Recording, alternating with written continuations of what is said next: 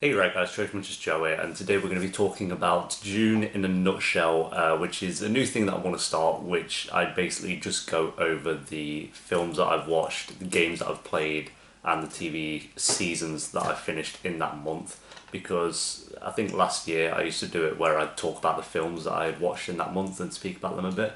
And I really enjoyed doing that, and I missed doing that, so I thought I'd kind of restart it, but adding a bit more. So kind of like I say, talking about games and TV shows, and hopefully I'll be able to do this every month. I mean, I want to in my head, and I'll try and get them up on the first of every month, so we can just talk about films and stuff. But I don't expect many people to watch these videos, but I always enjoy talking about film.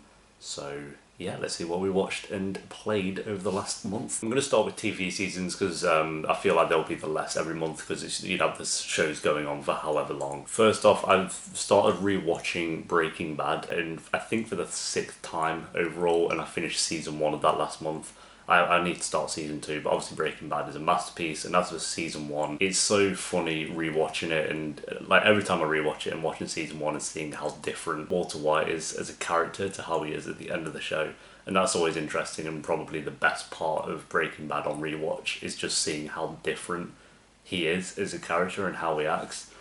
Just an incredible show. So you haven't seen, everyone's seen Breaking Bad at this point, but season one still holds up for sure. Then of course we had The Society season one, which I was kind of up and down with. I enjoyed it. There were definitely a few weak episodes. I thought the middle was really good. The ending was a little lackluster. Like I felt like they didn't really give us any answers to anything, and we're just kind of being like, oh, come back for season two kind of thing, and hoping to get renewed, which they still haven't been renewed as I'm recording this.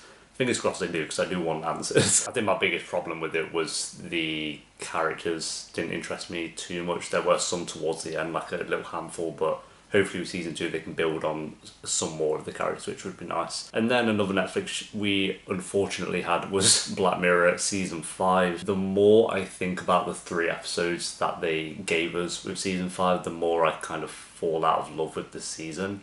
I think episode 1 is genuinely really good.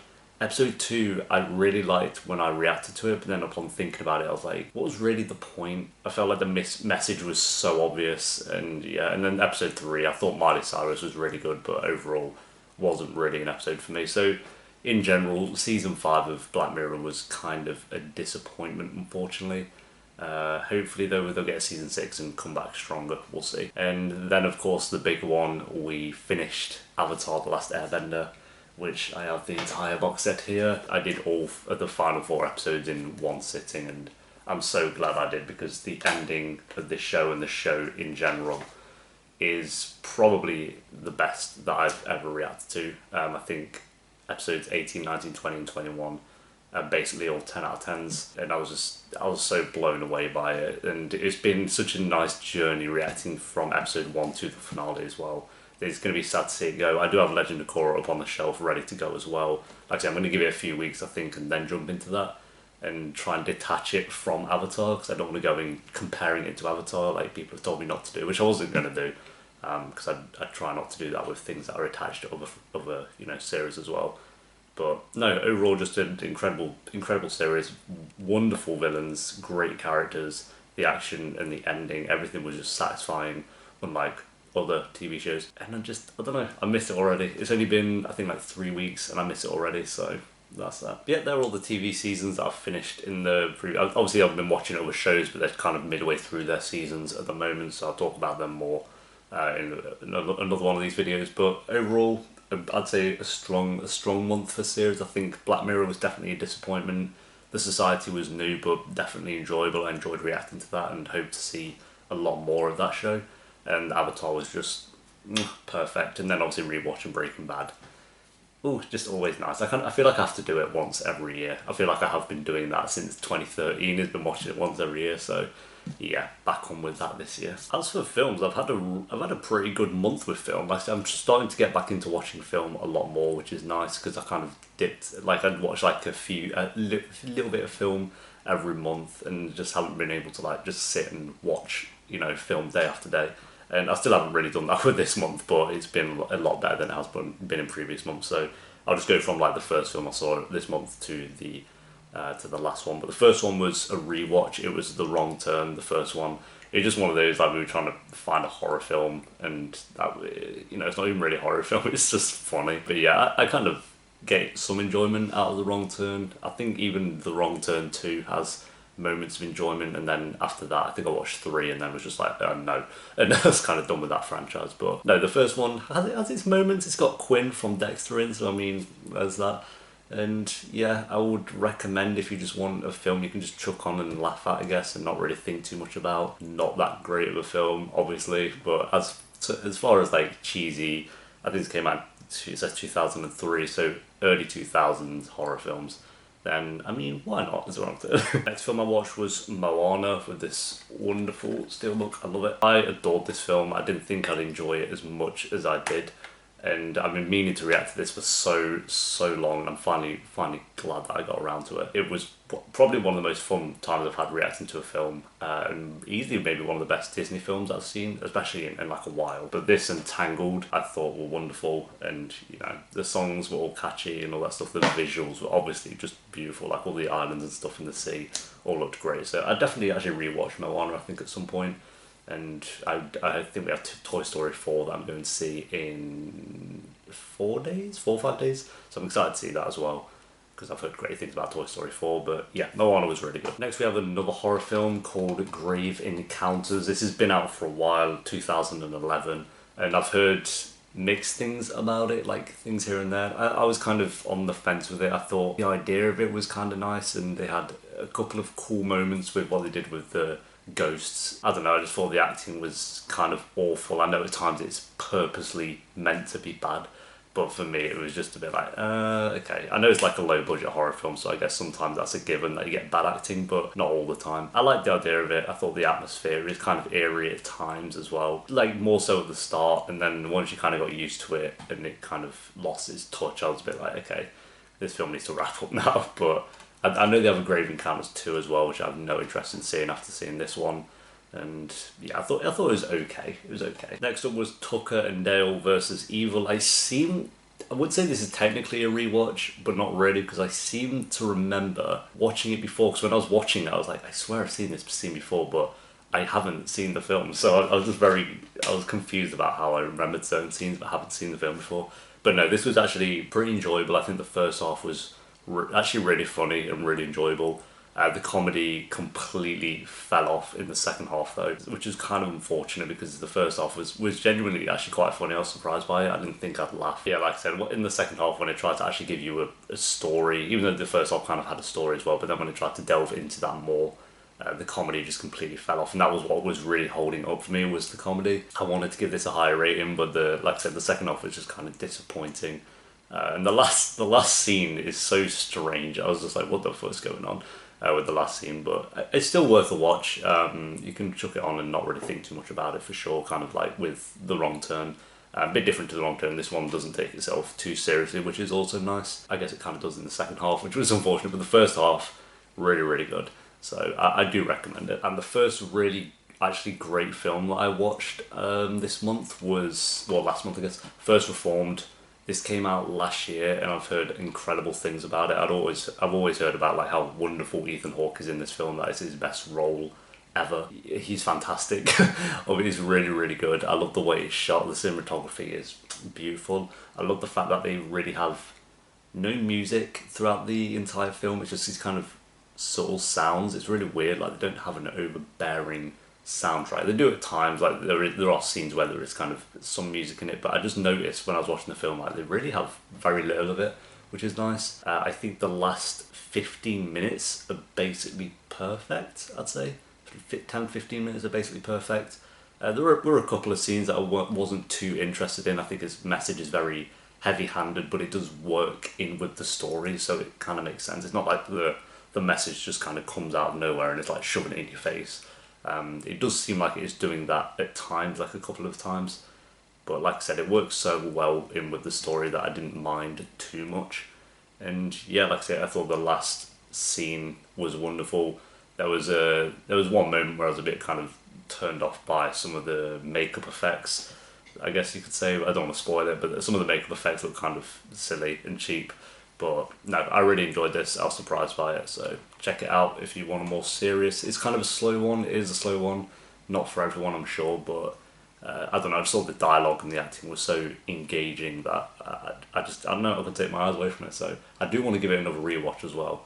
I think this one will definitely be an interesting one to kind of go back over as well. So yeah. Next up, I watched Velvet Buzzsaw, which is on Netflix, and this one was okay.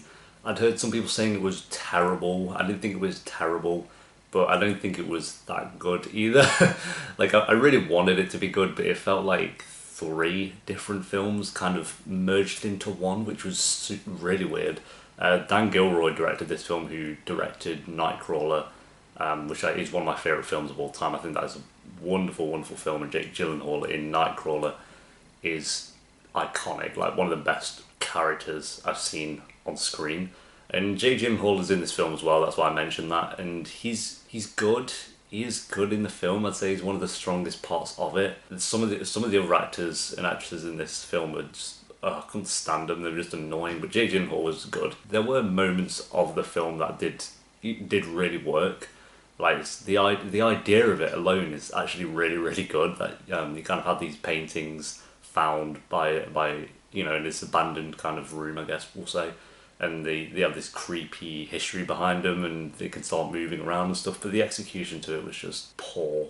It was really bad. And like I said, it felt like three films kind of merged into one, because then they have this kind of play on what I guess Dan Gilroy thought artists are and stuff, and how the public see certain artists and critics. So it was just really weird, but then they have the whole horror aspect to it as well, which the horror aspect really did not work for me. It would have if they just went all out with it, but maybe they shouldn't even gone with the horror aspect. Maybe they should have just sticked with the idea of having a more serious film, and maybe the idea of it being eerie and creepy. But then they just went all out with it, and it just got a bit silly. So kind of disappointed. I'm still rooting for Dan Gilroy though to make another film up there with Nightcrawler. I think he has it in him, because like I said, the idea of this film is decent. It's not like the worst idea I've seen for a film. So fingers crossed for his next one, but this one didn't really work for me. Then we have another rewatch, and I was rewatching this because Toy Story 4 is kind of coming out, so I watched the original Toy Story with this beauty. So yeah, this obviously incredible, perfect film. I'm kind of biased towards it because I grew up with the Toy Story franchise, I guess Toy Story 1 and 2 mainly, and it's mad to think, like I remember seeing Toy Story 3 at the cinema, and that was like almost 10 years ago, which is crazy. But yeah, Toy Story, the first film, this one, was actually the first film that I apparently went to see at the cinema. I don't remember it because it literally came out basically when I was born. But apparently that was the first film I went to go and see at the cinema, so I do have like the attachment to it and kind of biased towards saying it is a perfect film. Like rewatching it, yeah, some of the animation doesn't hold up in certain bits. Like Woody looks like he's methed out of his head half the time. He's just doing this like, where am I? I don't really know what's going on with that. And the humans look awful.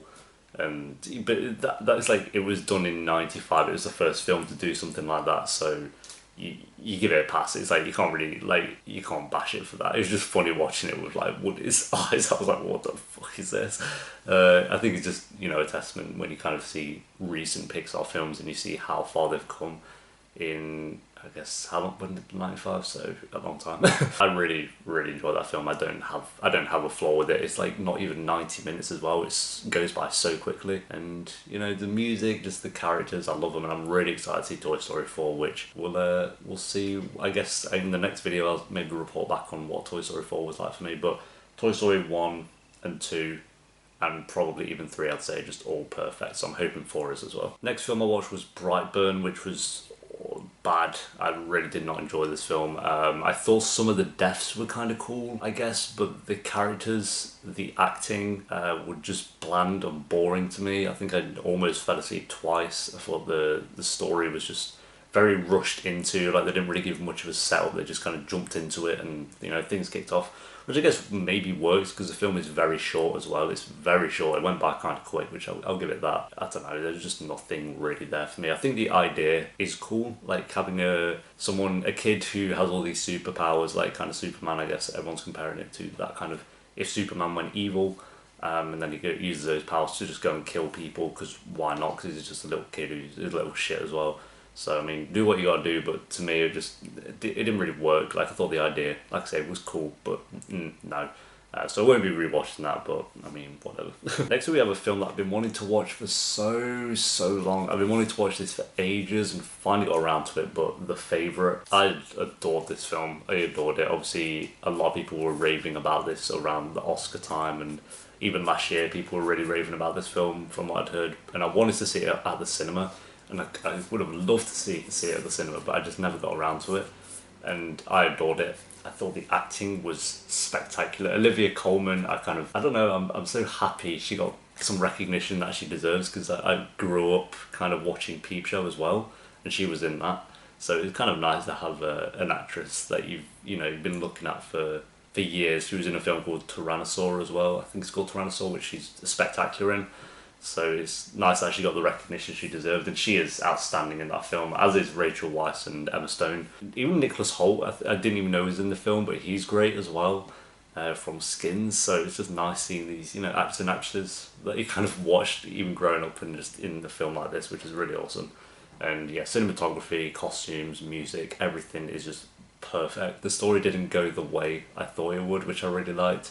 I thought the ending was I just kind of sat there when the ending was happening, like, the fuck. But I really loved the ending. So yeah, one of the best films that I've seen this month, one of the best films I've seen this year. I really want to rewatch it as well. I think I'd appreciate it a lot more as well, kind of rewatching it. So that would be nice, because I think going into it, I kind of had that mentality of everyone's been raving about how perfect this film is. And I hate going into films thinking that, but you kind of do have that at all times in your head. Like, if you go into a film and everyone's been raving about it, you can't help but go into it and think, oh, everyone's been raving about this film, so... but yeah, I adored it. It definitely didn't disappoint, which I'm happy about. And then two films that I watched yesterday. The first one was my other reaction that I did this month, which was to The Breakfast Club. So I've just reacted to that. That went up on Patreon last night. And I adored this film. I was just kind of glued to my screen the entire time. It went by like that. It went by so quick.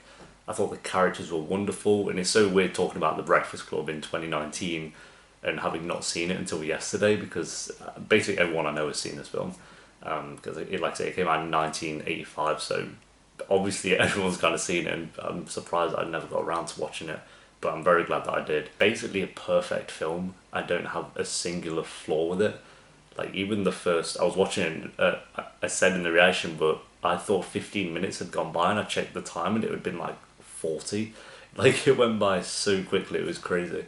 And I really enjoyed it. So, like I said, the characters were just beautiful. I think Alison was my fave. I loved Alison, and John as well was really good. They were all just very well written in such a short amount of time. And I like that they still felt like teenagers, and I said in the reaction as well, but even when the film ended, you wanted to see more of those characters. Like, it would have been really nice. Well, I'm not saying they should have done it, but just like imagine a TV series with these characters. That probably wouldn't have worked, because the beauty of this film is that it was all kind of set in one location, and it was kind of 8 hours of their life. But when the film ends, you know that their lives went on, and very rarely with films does it end and you're kind of like, I wonder what the characters did next. Like, in the reaction, I was kind of like, did they speak, when they got back to school? Did they kind of confront their parents about the kind of problems they had with them?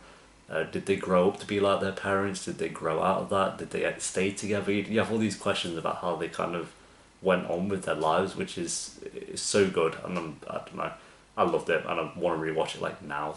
So The Breakfast Club is great. And then the other film that I watched literally last night was Bone Tomahawk, which I can positively say I think is the best film that I watched this month. It's still very fresh in my mind, so I think like the top ones, as you can see from the rating bits, were Bone Tomahawk, The Favourite, Breakfast Club, and then Toy Story, but that was a rewatch. And I think Bones, and Moana as well, I'd say Moana was up there, but Bone Tomahawk I think was the best out of all of those. I'd say it was perfect. The only flaw I have with it, Patrick Wilson. Yeah, Patrick Wilson, the guy from The Conjuring, is in this, and he was good. He was good, but there was some scenes where I was like, his acting was so off. And every time, sometimes he would do these scenes, especially towards the second half of the film, I think. And he just kind of stood out, because Matthew Fox was in it from Lost, and he was great. He was so good. I want to see him in more films. Kurt Russell was in it, and he was wonderful as always. And Richard Jenkins, he was really good, and then he was just kind of there, and he kind of stood out because he wasn't that good. He didn't, wasn't on the same level as those. So that was the only flaw I had with it. But I love the director. I think I've seen Brawl in Cell Block 99, and that is a damn good film. But this one, I think, is better. And I want to watch his new film, which I think is called Dragged Across Concrete or something like that. So that comes out in August, and I really want to watch that. But yeah, that was a wonderful film. The first hour is basically just setting up these characters. Like, I was expecting there to be a lot of action kind of going on, a lot of gory moments, and you do get the gory action moments for sure.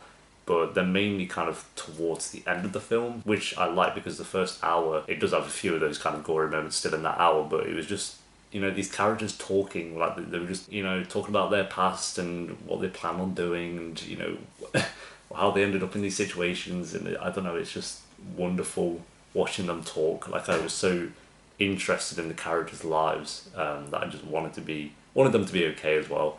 I just thought they were so well written. Even in the first 20 minutes, it just did a great job of that as well.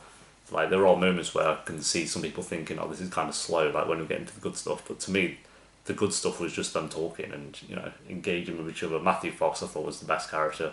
And I forgot the character's name, but I love all these characters, but didn't know their names. But Matthew Fox's character was the best for me. He was great. So check out Bone Tomahawk. He does have some gory, gruesome moments, and if you're okay with a slow kind of western at times, but for me it was like the best kind of slow.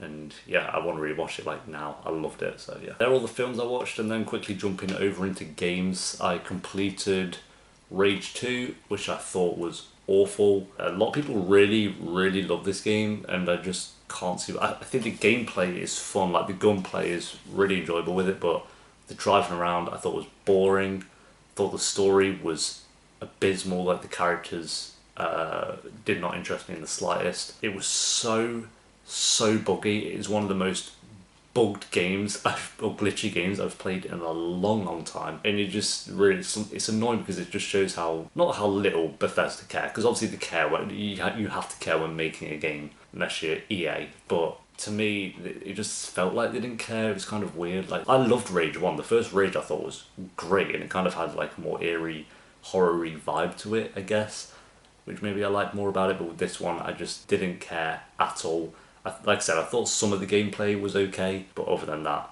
I wanted to go back through and do all the side stuff and try and platinum it, but I just couldn't give less of a shit. So yeah, very disappointing, because I was looking forward to that game as well. Luckily though, straight after that, ended up playing A Plague Tale: Innocence.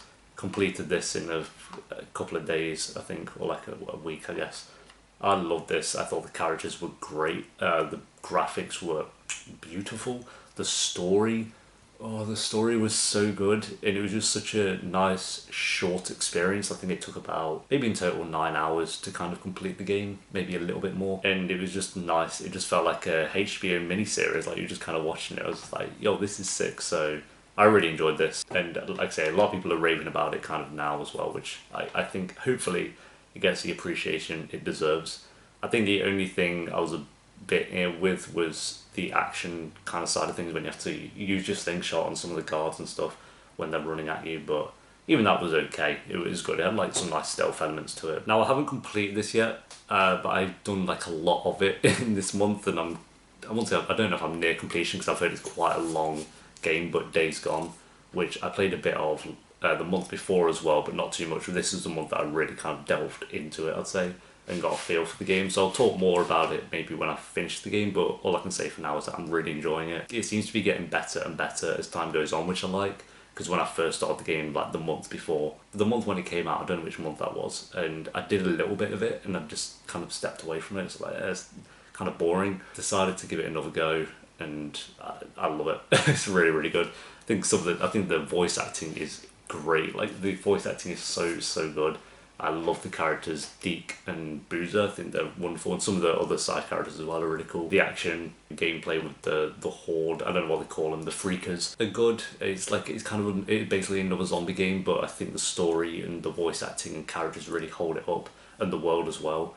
And the bike, like, driving around on your bike feels really nice, which is, you know, after playing Rage 2, it is a nice treat. I would recommend Days Gone, but you get through the first, I'd say I was kind of in with it for about 3-4 hours, which is a long time to be kind of, you know, unsure on with the game. But I'd say I'm about maybe 20 hours into it now, maybe 24 hours, and it's gotten incredibly better, so hopefully I'll have it done soon. Next up, I haven't played, again, much of this. You can't really complete this game. I guess maybe you can, but For Honor. I only picked this up because it was literally under 10 quid. It was really cheap, and played a bit of the online. It's okay, it's fine. I kind of got a feel for it very quickly and was a bit like, okay, cool, I get the idea. I literally only picked it up because it was so cheap, and I was interested in it. I do want to play more of it, but I don't think I'll be playing it for much longer. So yeah, it's fine, I guess. It's just a knights, Vikings, and samurai online game, I guess. You know, hit each other, sort of fun games. Next up, Metro Exodus, which I haven't completed yet, but I'd say I'm pretty close, so I get an idea. I do get a big idea for the game. I did not enjoy this game for quite a long time, and I'm still kind of uncertain. There are a lot of things that I really, really like about the game, but I think the graphics sometimes look like a PS2 game, which is really weird. Like some of the graphics sometimes look incredible. Like looking at the scenery, like that looks good, dude. There are times where you just kind of look at things and you're like, am I playing a game from 2005? Like sometimes it looks really bad. The characters don't interest me in the slightest. I find 99% of them boring. I'm just kind of like, I don't really give a shit about the story, which is always a bit of a turn off. But I don't know, I think the gameplay is enjoyable. Some of the stealth mechanics are good as well, and I like how it's a lot more open world than Metro First Light, and I forgot the name of the other one, but those other two were. So that's cool. But yeah, it's fine, I guess. I'm not going to go back and play it again. I do want to complete it though, just to say I've completed it. So next up we have Home Sweet Home, which is a very, you know, those free horror games you used to play online, like you download them and play them. It's kind of like that, but with a bit more of a budget. Which I guess is every game ever. It's just a free game but with a budget. But no, this one you can kind of tell. Luckily, it was very cheap. It only came out about last week, I think, and it started at 20 quid, so it was very cheap straight away. So they knew it wasn't this, you know, Outlast kind of huge, great horror game, or Resident Evil 2. It's a very generic horror game, but it has a few cool scares. If you want to play a game that has, you know, jump scares and stuff like that, I guess go for it. But it'll be about £5 in a couple of months, so maybe wait on it and just play it with some friends, have a good laugh. It's fine. I won't say it's anything incredible. I've started playing through the Bioshock collection. I'd say this and Days Gone were the two main games that I did. This is the final one. Near the end of... I've played all three of these before when they first came out, but it's nice to go back and revisit them. Bioshock 1 looks, you know, kind of... It looks a bit dated at times, and some of the gameplay is a bit dated, but it's just a perfect game. It's how I wish more games kind of told their stories, where you have these... Just as I was playing it, like, you'd notice something in the background and you can go look at it and you can tell the story for yourself. It doesn't shove it in your face like, oh, this is what happened to this character who's dead on the ground kind of thing. It's a character that doesn't matter. You can just walk past the character if you want, but if you look around you can kind of get a story for yourself of what actually happened to this person, and listen to these audio files and that are really interesting. And I always listen to those because they just, you know, tell a lot more of the story in the world that you're in. I think Bioshock 1 is basically a perfect game. I love it. I think the gameplay, you know, doesn't hold up at times, but this is a game that came out in 2000. I don't even know. I don't even want to say, but a long time ago. Yeah, I'm looking forward to go back into Bioshock 2 and Infinite as well, because I remember enjoying those games and I want to see if they hold up as well. But Bioshock 1, I can safely say, is a perfect game. I love it. So yeah, they're the games that I played, and that's everything that I basically watched, played this month or last month. And yeah, like I say, I'm sure it's not the most interesting video, but I kind of want to do this hopefully every month because I enjoy talking about stuff like that, and I like hearing your guys' thoughts on what you kind of watched and played as well. So just let me know in the comments. And yeah, as for subscribers and stuff, we gained, let's have a look, we're on 47,770 as of recording this. So we've gone up 850 subs. It's a bit of a, you know, less month because I think I moved out and then I kind of slacked with uploads as well, but 600,000 views as well. So thank you to all of you for that. It really does mean the world. And yeah, I'll see you next month. I'll say next week, but I'll see you next month, and we'll talk about everything that I did in July. I can't believe we're halfway through the year already. It's mad. So yeah, until then guys, thanks for watching. Peace.